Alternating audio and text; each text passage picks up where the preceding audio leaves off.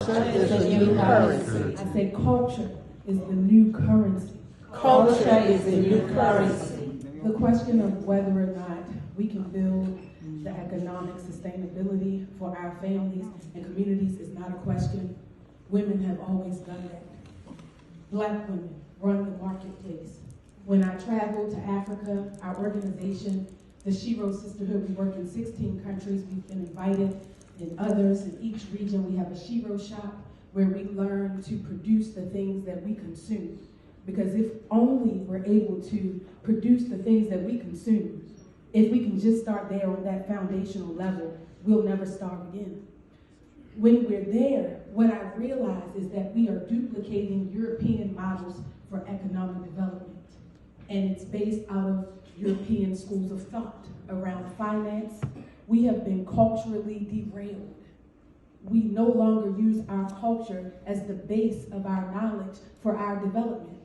And we wonder why it doesn't fit just right. We wonder why it doesn't work. Because when we don't use our own cultural lens to develop, women are in the marketplace. We don't have to teach Black women how to feed their families. Women, we don't need to economically empower them. Women will always feed their children. They will always find a way to do that. That's what we understand about the SHEROES Sisterhood. But the distraction, the sister earlier, she said in your seat, she was on the panel. There she is, face it. So intelligent. She talked about the misinformation campaigns. When I go to the Gambia, one of the 16 locations where our organization, the SHEROES Sisterhood, works, we see billboards that promote bleaching creams. To help you as a woman or a young girl understand, if I was just a little lighter, my business would work. I wouldn't struggle like I do in the marketplace, right? All of these things that psychologically keep us from developing. I think that we need to heal, glow, and grow.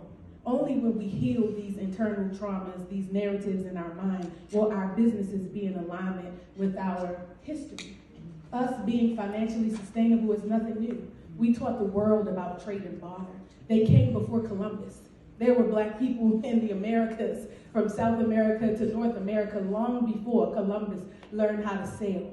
Before Hannibal rode on elephants through Morocco into Spain and colonized them through Kuta. We have long taught the world about economic systems and the sustainability of trade and commerce. And now we go into their schools, call them the best institutions, take money from our governments to spend in other economies and their education systems, and tell them that we're learning about women's entrepreneurship and how to empower economic women. When I go with my organization and my sisters like Mama Ade, Ari Squires, into Gambia, Ghana, Liberia, Tanzania, Uganda, etc., we're looking for partners. We're not looking to teach those mamas anything. No. We go into Gambia because we want their lemongrass. It just grows that way. They didn't do nothing to it. God just gave it. It was a gift. The baobab, the moringa. My people, my sisters here, we have diabetes. We have high blood pressure. If only we can eat the foods of our ancestors before we were brought here to this cold land where I can't wear my sandals all year long. Before we were brought here and disrupted culturally, I need my sisters on the continent so we can trade.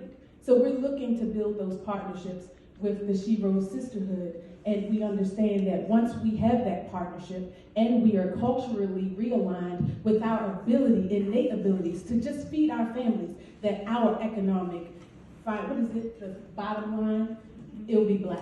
It will always be in the Black, so to speak. All right, thank you. Yes, ma'am. Close is from Ghana. I just sent my seamstress the cloth, and she made it. The talent, everything, every day that I'm in Ghana, I see it. So how do we really make that economically viable to us? Because it's not enough for us to preach to the world that this is cultural appropriation. You took this from us, you took that from us. How do we take that narrative and turn it around and say that this is ours? We are going to own it.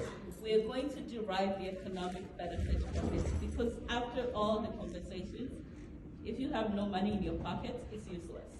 So how do we go about that? First of all, it's a very nice dress. That we developed this. We don't do enough of that. So I'll say this. First and foremost, at this time in our history, we need to take a step back and we need to take a step in. We need to understand our trajectory, find needs in our communities, and fill the needs in our communities. People look at the outsourcing of intellectual property and soft skills from India, and they celebrate that because they are now a tool in the Microsoft and Google engine. But Africans don't need to be tools in Microsoft and Google engines. We are preparing our young people to be major players in somebody else's vision. What is the vision for the Africa we want? When are we going to focus on our needs? Find a need in your community and fill that. When your grandmother gave you them pineapples and memes, honey, that's a major recipe. But I've never seen anybody die from consuming the juice of too many pineapple rinds. But you take too many aspirin, it'll be the last thing you ever take. And so we are celebrating a world that was not designed uniquely for us. And so the first thing we need to do is a needs assessment as women. Start with the inventory of yourself. What do I need to be healthy? What do I need to educate myself? How can I protect myself? How can I educate, feed, and protect my family? And then spread that within your community of your sisterhood. We need to look back at our history because we're looking so far forward into the future that we're developing a model. We're going so fast that we don't realize we're being designed to fit into a global system that was designed to oppress us. And until we decide the knowledge that we need for our own sustainability, we will continue to be a part of somebody else's financial trajectory. And at the end of the day, when we look back at our history, we have to pull out those financial models that served us, those economic sustainability systems that, before there was European intervention, before in the 7th century the Arabs came to Bagamoyo and Zanzibar, for that enslavement trade, before we were workhorses for everybody else's school of thought, when they sat back, when I think about Mali in the 13th century, Mansa Musa, he was inflating and deflating economies, giving out gold like it was nothing, because in his home of Mali, the currency was books with Timbuktu.